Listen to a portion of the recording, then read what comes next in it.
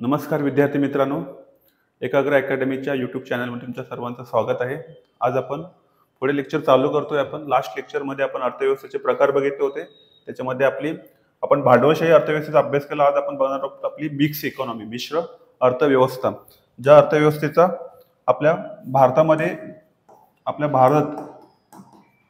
कोणत्या अर्थव्यवस्थेचा पुरस्कर्ता आहे विचारलं तर मिक्स इकॉनॉमीचा पुरस्कर्ता आहे। लक्षात ठेवा, भारतामध्ये 1991 पासून भारताची वाटचाल चालू झालेली आहे मिश्र अर्थव्यवस्थेकडून मुक्त अर्थव्यवस्थेकडे। मित्रांनो लक्षात ठेवा, एक क्वेश्चन विचारू शकतो, भारताची अर्थव्यवस्थेची वाटचाल कुठून कुठे चालू आहे? तर मिश्र अवस्थेकडून मुक्त अर्थव्यवस्थेकडे काय झालेली आहे, वाटचाल चालू झालेली आहे। तर मिश्र अर्थव्यवस्था काय आहे आपण ही समजून घेणार आहोत। बघा, मिक्स इकॉनॉमी मध्ये काय सांगितलं जातं तर लक्षात घ्या, भांडवलशाही अर्थव्यवस्था जिथे प्रायव्हेट सेक्टरला जास्त भर दिला जातो। दुसरी आहे समाजवादी अर्थव्यवस्था। या दोन्ही अर्थव्यवस्थेमधले दोष दूर करून एक तिसरी अर्थव्यवस्था निर्माण करण्यात आली आहे। ती अर्थव्यवस्था नाव आहे मिक्स इकॉनॉमी, ज्याच्यामध्ये दोन्ही सेक्टरला वाव दिला जातो। एक आहे प्रायव्हेट सेक्टर आणि दुसरा आहे आपला गव्हर्नमेंट सेक्टर। सो बघा, प्रायव्हेट सेक्टर काय करतं, प्रायव्हेट सेक्टरच्याकडे कोणती जबाबदारी असते तर प्रोडक्शनची जबाबदारी असते। ओके, ते कोण ओन करतं तर प्रायव्हेट सेक्टर, आणि त्याला रेग्युलेट करण्याचं काम कोण करतं तर गव्हर्नमेंट। सो मिक्स इकॉनॉमी मध्ये किती सेक्टर्स असतात? दोन सेक्टर असतात, एक प्रायव्हेट सेक्टर आणि एक गव्हर्नमेंट सेक्टर। तुम्ही जर भांडवलशाही अर्थव्यवस्थेत बघितलं तर एकच सेक्टर असतं, फक्त प्रायव्हेट सेक्टर। ओके, तिथे गव्हर्नमेंटचं इंटरव्हेन्शन नसतं। आणि समाजवादी अर्थव्यवस्थेमध्ये फक्त गव्हर्नमेंटचं काय असतं, इन्व्हॉल्वमेंट असतं, बाकी कुठल्याही प्रायव्हेट सेक्टर तिथे इन्व्हॉल्वमेंट नसतं। तर मिक्स अर्थव्यवस्थेमध्ये फक्त दोन्ही सेक्टरचं बघा, प्रायव्हेट सेक्टरचं पण आणि गव्हर्नमेंट सेक्टर। प्रायव्हेट सेक्टर फक्त काय काम करत आहे, प्रोडक्शनचं काम करतं, आणि गव्हर्नमेंट सेक्टर काय करत आहे तर रेग्युलेशनचं काम करतंय। तर बघूया काय त्याचे फायदे आणि काय तोटे आहेत आपल्या मिश्र अर्थव्यवस्थेचे। बघा मित्रांनो, मिश्र अर्थव्यवस्था स्वीकार बघा पहिल्यांदा भारताने, एक डायरेक्ट क्वेश्चन विचारू शकतो, कधी केलेला आहे मिश्र अर्थव्यवस्था स्वीकार? भारताने 1948 मध्ये फ्रान्स या देशात करण्यात आला होता। बघा, पहिल्यांदा मिश्र अर्थव्यवस्थेचा हा स्वीकार कोणत्या देशामध्ये करण्यात आला तर फ्रान्समध्ये करण्यात आला। मिश्र अर्थव्यवस्था सिद्धांत डायरेक्ट क्वेश्चन इथे बनू शकतात, प्राचार्य केन्स यांच्याद्वारे मांडण्यात आलेला आहे। इथे पण क्वेश्चन बनू शकतो, इथे पण क्वेश्चन बनू शकतो। क्वेश्चन काय बनू शकतो, मिश्र अर्थव्यवस्था स्वीकार पहिल्यांदा कोणी केलेला आहे, कोणत्या देशाने केलेला आहे तर फ्रान्सने केलेला आहे। कधी केलेला आहे ते 1948 मध्ये केलेला आहे। आणि मिश्र अर्थव्यवस्था सिद्धांत कोणी मांडलेला आहे, ज्याच्यामध्ये म्हटलंय की प्रोडक्शनचं काम कोणाकडे असेल, प्रायव्हेट सेक्टरकडे असेल, आणि त्याचं रेग्युलेशन करण्याचं काम कोणाकडे असेल तर गव्हर्नमेंट सेक्टरकडे असेल। सो लक्षात ठेवा मित्रांनो, प्रोडक्शन करण्याचं काम कोणाकडे आहे, प्रायव्हेट सेक्टर, आणि याला रेग्युलेट करण्याचं काम कोणाकडे असेल तर आपला गव्हर्नमेंट सेक्टर। तो सिद्धांत कोणी दिलेला आहे, प्राचार्य केन्स। काय सांगितलं जातं त्याच्यामध्ये, भांडवलशाही अर्थव्यवस्था आणि समाजवाद याच्यामधला दोष दूर करून आणि चांगली तत्वे स्वीकारली जातात कुठल्या अर्थव्यवस्थेमध्ये तर मिश्र अर्थव्यवस्थेमध्ये। आणि मिश्र अर्थव्यवस्थेमध्ये आर्थिक विकास आणि आर्थिक नियोजनांच्या माध्यमातून केला जातो। बघा, वस्तू व सेवांच्या उत्पादनात सार्वजनिक आणि खाजगी क्षेत्राचे सह अस्तित्व असते, दोघांचंही अस्तित्व असतं, गव्हर्नमेंटचं पण असतं आणि प्रायव्हेट सेक्टरचं सुद्धा असतं। वस्तू व सेवांचे उत्पादन दोघांमार्फत केले जाते, लक्षात घ्या।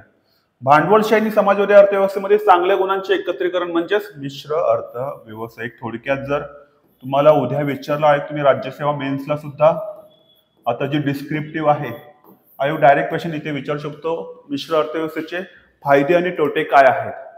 ओके, आणि भारतामध्ये कशा पद्धतीने ती राबवली जाते। ओके, असा क्वेश्चन आयोग विचारू शकतो। त्यावेळी तुम्हाला सुरुवात वगैरे करताना, इंट्रोडक्शन मध्ये लिहिताना अर्थव्यवस्थेची, मिश्र अर्थव्यवस्थेची तुम्हाला काय लिहिता आली पाहिजे, एक व्याख्या लिहिता आली पाहिजे। तर काय आहे, भांडवलशाही आणि समाजवादी अर्थव्यवस्थेमधील चांगल्या गुणांचे एकत्रीकरण केले जातात आणि गुण, त्यातले दोष काय केले जातात, बाजूला केले जातात, लक्षात घ्या। मिश्र अर्थव्यवस्थेचं काय आहे, नफा आणि सामाजिक कल्याण यांचा योग्य सहसंबंध राखला जातो। बघा, आणि तेच त्याच्या उलट भांडवलशाही अर्थव्यवस्थेमध्ये फक्त नफ्याला महत्व दिलं जातं आणि समाजवादी अर्थव्यवस्थेमध्ये फक्त सामाजिक कल्याणाला महत्व दिलं जातं। आणि आपल्या मिश्र अर्थव्यवस्थेमध्ये कशाला महत्व दिलं जातं तर नफा प्लस सामाजिक कल्याण। पुढे काय म्हटलंय, भारताने स्वातंत्र्यानंतर आपल्या मूलभूत आर्थिक समस्या सोडवण्यासाठी मूलतः भांडवलशाहीवर आधारित मिश्र अर्थव्यवस्थेचं काय केलेलं आहे, स्वीकार केलेला आहे. आणि आता बघितलं तर आपण 1991 पासून जेव्हापासून आपण ओखाजा धोरणाचा आपण काय केलेलं आहे, अंमलबजावणी करायला सुरुवात केलेली आहे. ओखाजा म्हणजे काय, उदारीकरण, खाजगीकरण आणि जागतिकीकरण. कारण का भारताची अर्थव्यवस्था 1991 पर्यंत कशी होती तर बंदिस्त होती. कशी होती, बंदिस्त होती. कारण का भारताला परत भीती वाटत होती की ईस्ट इंडिया कंपनी सारखी एखादी कंपनी परत भारतामध्ये येऊ नये आणि भारतामध्ये काय करू नये. परत तिने जसं तिने 200 वर्ष काय केलंय, भारतावर राज्य केलंय ब्रिटिशांनी, तसं कोणी राज्य करू नये म्हणून आपल्या भारताने आपली अर्थव्यवस्था कशी ठेवली होती तर बंदिस्त ठेवली होती. पण जसं जसं आपल्याला व्यापारासाठी फॉरेक्स रिझर्व्हची कमतरता भासू लागली तशी भारताला पण वाटू लागले की आपली अर्थव्यवस्था काय केली पाहिजे, आता ओपन केली पाहिजे. ओके, मल्टीनॅशनल कंपनीजला सुद्धा इथे आता काय दिला पाहिजे, वाव दिला पाहिजे. त्यांनी सुद्धा इथे येऊन व्यापार केला पाहिजे. म्हणून 1991 मध्ये आपण कोणतं धोरण राबवायला सुरुवात केली तर त्याचं नाव आहे ओखाजा, उदारीकरण, खाजगीकरण आणि जागतिकीकरण. ओके, लक्षात घ्या. पुढे बघा, हे आपण आता बघितलंय. ऍडव्हान्टेज काय असतात बघा याच्यामध्ये, कोलॅबोरेटिव्ह वर्किंग असते, कॉम्पिटेटिव्ह इनोव्हेशन केलं जातं याच्यामध्ये, एज्युकेशन हेल्थकेअरवर जास्त भर दिला जातो, paper proper allocation of resources याच्यामध्ये केलं जातं. आणि याचे डिसएडव्हान्टेज काय असतात, पॉलिटिक्स शिफ्ट असतात, करप्शनला जास्त वाव असतो. बघा तुम्ही भारतामध्ये करप्शन मध्ये भारताचा काय आहे, एक रँक खूपच म्हणतात ना आपण, एक खराब आहे, एक कामगिरी खूप खराब आहे करप्शन मध्ये. कॉम्प्लेक्स डिसिजन मेकिंग असते आणि इनइफिशियन्सी इन सर्व्हिस असते. हे काय डिसएडव्हान्टेज आहेत. ओके, आता बघा हा थोडासा तुम्हाला याच्यावरनं समजेल थोडक्यात. मिश्र अर्थव्यवस्था, भांडवलशाही अर्थव्यवस्था आणि आपली समाजवादी अर्थव्यवस्था, कोणता देश कुठे आहे. ओके, तर बघा इकडे आहे सोशलिझम म्हणजे समाजवादी. ओके, इकडे आहे बघा मिश्र, आणि इकडे आहे भांडवलशाही. सो भांडवलशाहीकडे सध्या म्हटलं तर कोणत्या आहेत, युनायटेड स्टेट ऑफ अमेरिका आहे, जपान आहे. ओके, त्याच्या खालोखाल कोण कोण आहेत, स्वीडन आणि फ्रान्स आहेत. ओके, मिक्स इकॉनॉमी मध्ये म्हटलं तर आपला इंडिया येतो इथे. ओके, नॉर्वे आहे. आणि थोडा सोशलिस्ट कडे गेलात तर जास्त कोण आहे, एक चायना आणि नॉर्थ कोरिया. ओके, या देशांचा काय होतो, सोशलिस्ट म्हणजे समाजवादी. विचारलं भांडवलशाही अर्थव्यवस्थेचा स्वीकार करणारे देश कोणते आहेत तर कोणते देश आहेत, एक आपण सांगू शकतो अमेरिका, युरोपमध्ये सर्व बऱ्यापैकी सर्व देश. आणि मिश्र अर्थव्यवस्था स्वीकार करणारा देश कोणता आहे तर आपला एक भारत आहे, नॉर्वे आहे. आणि सोशलिस्ट, प्रॉपर सोशलिस्ट म्हणू शकतो आपण कोण आहे तर एक आपला नॉर्थ कोरिया आणि चायना. ओके, चायना असा एक आहे देश आहे की तो समाजवादातून भांडवलशाही अर्थव्यवस्थेचा काय आहे, पुरस्कर्ता आहे. लक्षात ठेवा, समाजवादातून काय आहे तो एक भांडवलशाही अर्थव्यवस्थेचा काय आहे तो पुरस्कार आहे. म्हणून आज चायना सध्या काय करतोय, जगावर काय करतोय, डॉमिनन्स करतोय. समाजवादी अर्थव्यवस्था असून सुद्धा काय करतोय तो जगावर डॉमिनन्स करत आहे व्यापाराच्या याच्यामध्ये. लक्षात घ्या.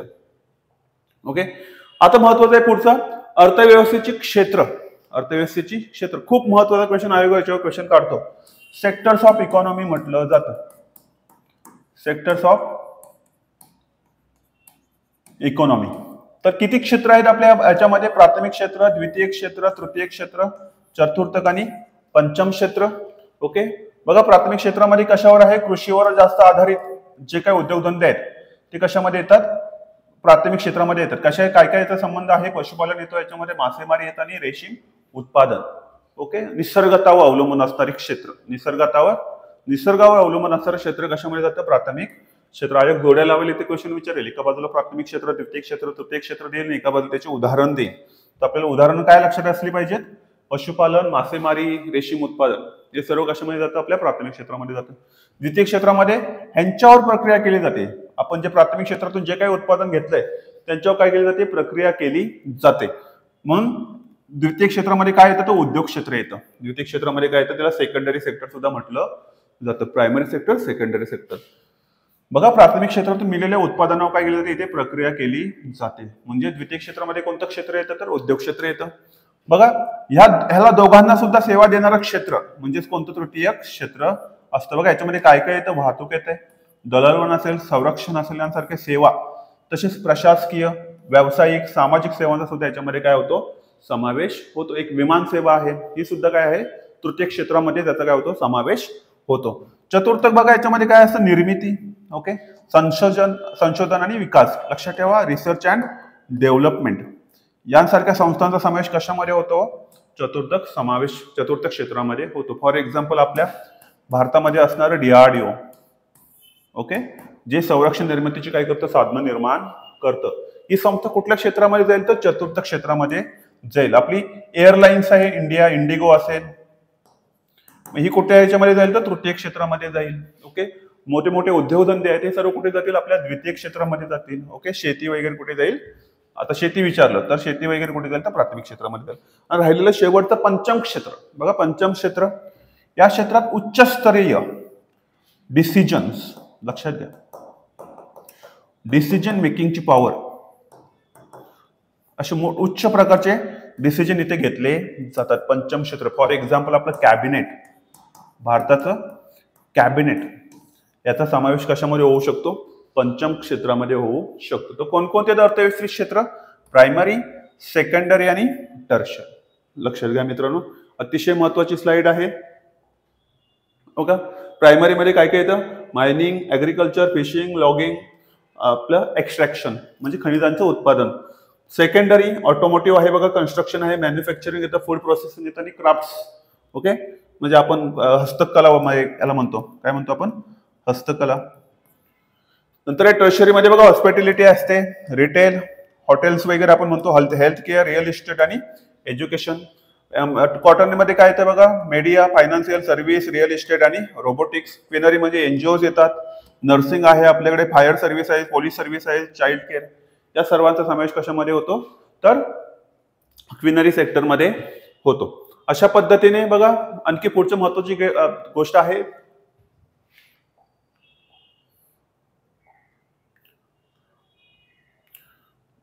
हे क्वेश्चन इथं आयोग विचारू शकतो बघा, रॅग्नर नर्स, व्हेरी IMP. अविकसित देश म्हणजे असा देश ज्या देशात लोकसंख्या आणि नैसर्गिक स्रोतांच्या तुलनेत भांडवलाची कमतरता असते. फेमस वाक्य आहे रॅग्नर नर्स यांचं, एखादा देश गरीब असतो कारण तो गरीबच असतो. हे PYQ सुद्धा आहे, लक्षात घ्या मित्रांनो. परत आयोग रिपीट करू शकतो, एखादा देश गरीब असतो कारण तो गरीबच असतो. ओके, अशा पद्धतीने हे झालं आपलं. आज समाजवादी अर्थव्यवस्थेबद्दल आपण बऱ्यापैकी माहिती घेतलेली आहे. पुढच्या लेक्चरला आपण नॅशनल इन्कमला सुरुवात करूया, राष्ट्रीय उत्पन्न. ओके, मागचे 2 व्हिडिओ तुम्ही पाहिले नसाल तर पाहून घ्या बघा. पहिल्या व्हिडिओमध्ये आपण अर्थव्यवस्था काय असते, अर्थव्यवस्थेची डेफिनेशन बघितली, अर्थव्यवस्थेमध्ये महत्वाचे आपण शास्त्रज्ञ बघितले. दुसऱ्या याच्यामध्ये आपण मूलभूत संकल्पना बघितली आणि थोडेसे अर्थव्यवस्थेचे प्रकार बघितले 2 आपण. आणि तिसरे आता आपण ह्या लेक्चरमध्ये काय बघितले, आपण समाजवादी अर्थव्यवस्था, त्याचा भारत काय आहे, पुरस्कर्ता आहे. पुढच्या लेक्चरला आपण राष्ट्रीय उत्पन्न, एक महत्वाचा टॉपिक आपला आहे, त्याला आपण सुरुवात करणार आहोत. ओके, धन्यवाद मित्रांनो. लाईक करा, शेअर करा, सबस्क्राईब करा. ओके, धन्यवाद.